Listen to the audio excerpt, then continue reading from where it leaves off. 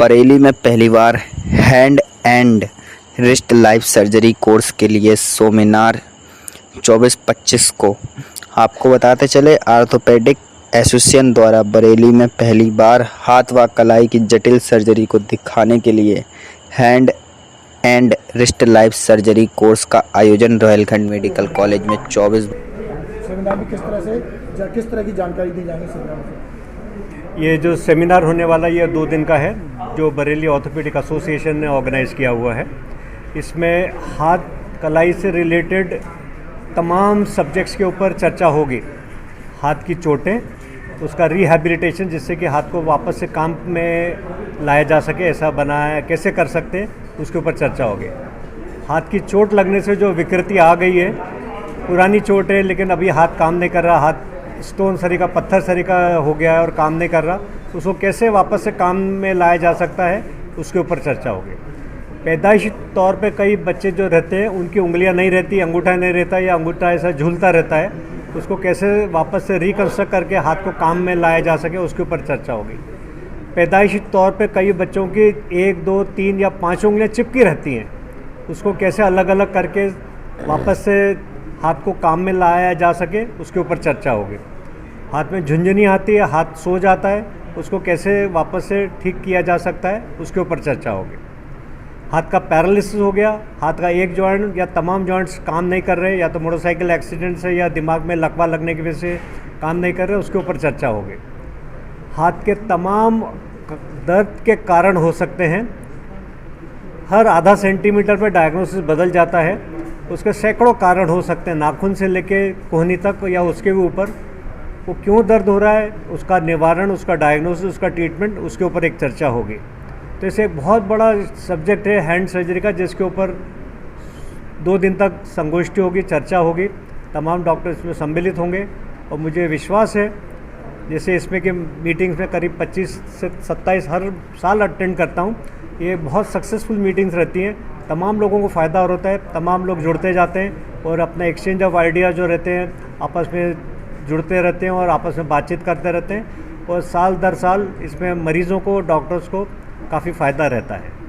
इस सेमिनार के द्वारा जो है बाद में जो है जनता के लिए एक बड़ी सी सुविधा मिलेगी। इस तरह की सुविधा ये रहती है कि इसमें जनरली हमने देखा है कि एक व्हाट्सएप ग्रुप तैयार हो जाता है, जिसमें में आने जाने वाले सब उसमें ग्रुप में सम्मिलित हो जाते हैं। अगर किसी को कोई डिस्कशन करना है तो वो अपना पेशेंट के बारे में, उसके ऊपर अपना नाम तो डालने की ज़रूरत नहीं, लेकिन मरीज़ के बारे में फ़ोटोग्राफ्स एक्सरे उसमें डाल देता है तुरंत ही, या ज़्यादा से ज़्यादा उसी दिन शाम तक सारी इन्फॉर्मेशन मिल जाती है।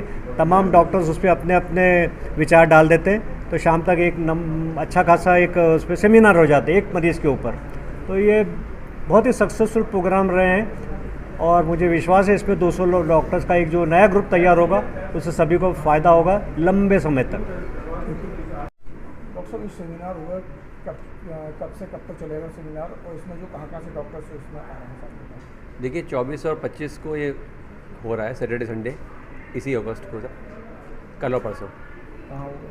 ये बरेली ऑर्थोपेडिक एसोसिएशन करा रहा है और ये रोहिलखंड मेडिकल कॉलेज में होगा, प्रिंसिपल ऑफिस में जो उनका ऑडिटोरियम LT9 है वहाँ पे। इसमें लगभग 200 ऑर्थोपेडिक सर्जन आएंगे उसमें सीखने के लिए, अपने आइडियाज़ शेयर करने के लिए। इसमें लाइव सर्जरी भी होगी, संग में इसमें बोन मॉडल्स की ट्रेनिंग भी होगी और वो करके देखेंगे डॉक्टर्स। संग एक डिस्कशन रखा गया है आपस में इंटरेक्शन का, कि ऐसा क्यों नहीं। और फैकल्टी मेंबर्स भी, कई रेनाउंड फैकल्टी मेंबर्स भी आ रहे हैं। Doctor Jindal as a course director, लेकिन इनके अलावा भी फैकल्टी मेंबर्स और भी हैं।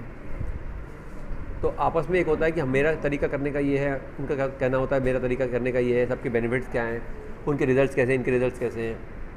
तो एक डिस्कशन ये भी हो जाता है कि कौन सा तरीका बेटर है मरीज के हित में, और उससे एक लर्निंग भी होती है, सीखने को बहुत मिलता है। संग ये कोर्स हमारा उत्तर प्रदेश ऑर्थोपेडिक एसोसिएशन और Indian orthopaedic association under the aegis है, मतलब उनसे एफिलिएटेड है, तो उनकी वेबसाइट पे कोर्स दिख रहा है। और हमारे स्टेट के पदाधिकारी, हमारे president doctor KD Tripathi, state के उत्तर प्रदेश ऑर्थोपेडिक एसोसिएशन के, उत्तर प्रदेश ऑर्थोपेडिक एसोसिएशन के अध्यक्ष निर्वाचित अगले साल के डॉक्टर पीयूष मिश्रा, और हमारे सचिव डॉक्टर संतोष सिंह, वो भी आ रहे हैं इसमें। और हमारे रेनाउंड हेड सर्जन हैं डॉक्टर KP कोतवाल, बहुत नामी आदमी है, वो भी आ रहे हैं। डॉक्टर विकास गुप्ता भी आ रहे हैं गुड़गांव से। और हमारे डॉक्टर अजीत तिवारी हैं कानपुर के, हमारे हैंड सर्जन हैं, वो भी आ रहे हैं।